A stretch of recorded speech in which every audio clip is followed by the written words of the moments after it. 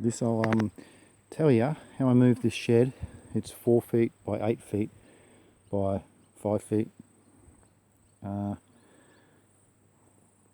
that shed around there, across a little ravine and up here by myself.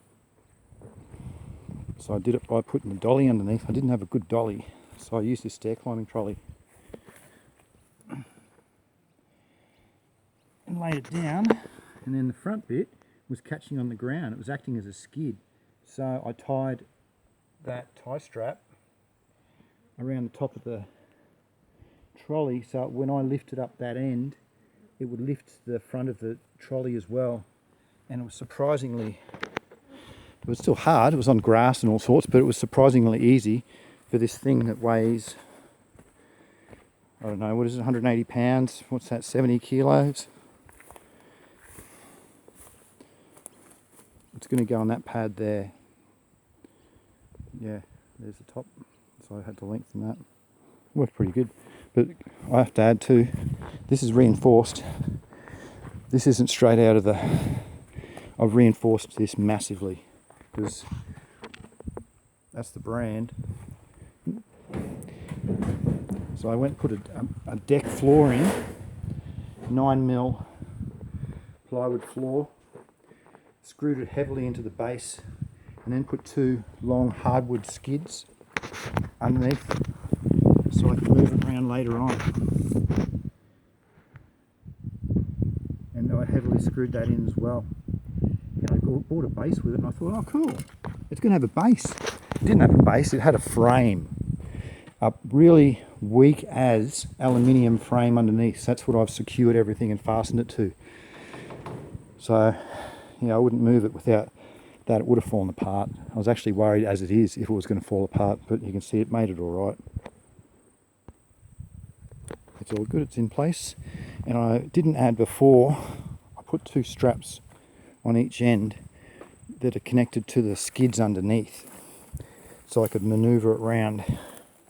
So where the skids go up there, they're on the angle.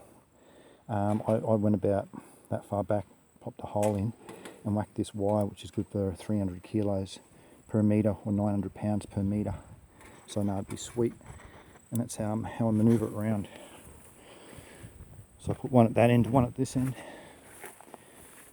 and it's connected by a connector, so you can adjust the length. That's why I adjusted it now, because I made it really long so I could pull it on my shoulder, but this one was just short. Now I've got to put in the ground anchors.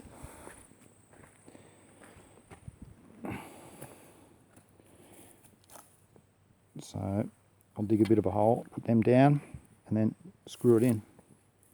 Get massive long extension for it, 1-inch driver bit, and let's see how it goes. Number 1's done. So I just dug this hole, trusty old matic, and dug it down a bit more again, and then start screwing this thing home.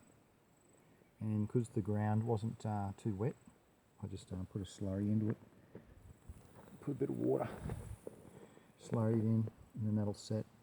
And I'll backfill, and when I backfill, I'll put it in and then stop down, backfill, stop, stop, stop. And there you go. So the little handy, the moving anchor is now the grounding anchor. I just fasten it there. Oh, there's the skid, you can see. See it after I do the other end, it'll all be done. And I can see how I've got to reinforce it more to make it work. Poor thing. It'll work alright though. That'll do. I don't know how it'll go in a storm. Yeah, that's when I can reinforce everything. Okay, thanks for watching.